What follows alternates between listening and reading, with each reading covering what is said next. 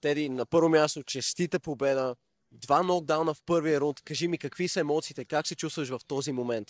Чувствам се наистина невероятно. Направо това е един мечтан момент за мен. Никога не съм вярвал, че бъда... Не, вярвал съм целия ми живот, че бъда на тази сцена, обаче не съм вярвал, че се случи толкова скоро и толкова рязко.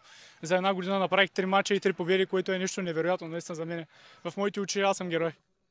Не само в твоите очи, в моите очи, в очите на всеки един българин, ти си герой. Вече имаш победа над Хрунард, победа над Джей Овермир. Кой е следващия? С кого би желал да се биеш в следващия матч? Наистина на този етап няма значение с кого ще играе. Просто искам да имам боеве, да съм възможно най-скоро и да бъда просто на тази сцена, защото наистина обичам да правя това нещо. Обичам да се бия. Обичаш да се биеш, обичаш да си активен. Тук що ми каза, че имаш травма на пръста или какво е положението? Каква е ситуацията? И след първия рунд усетих, аз още в края на рунда усетих, че нещо ми има на кръка. И като погледнах, то дори видимо се вижда, че е доста кривичък. Изглежда съм го щупил. И което не са ми попречи във втория и третия рунд да играя нормално, но се радвам, че такова предимство имах в първия рунд и във втория също така успях да го взема за една част от съдиите и просто успях да взема матча в моите очи.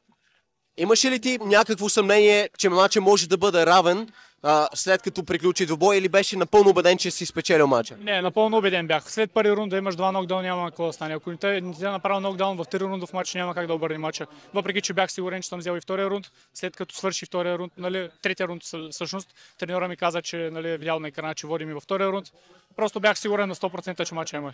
Окей, беше сигурен на 100%. Пръстът ти виждам, че наистина е сериозно наранен.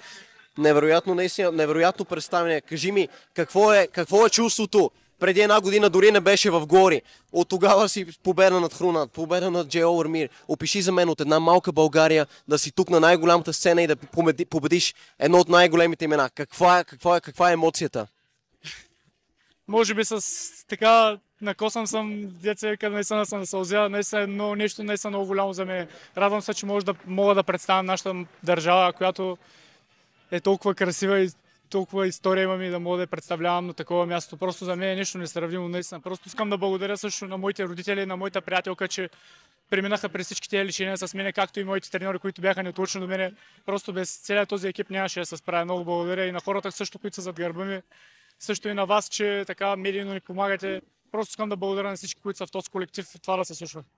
Много е важно, че си благодарен, че го оценяваш това нещо. Ние те подкрепяме, България те подкрепя и ти желая много успехи за бъдеще. Много благодаря, наистина много го оценявам. Супер, мерси Теди.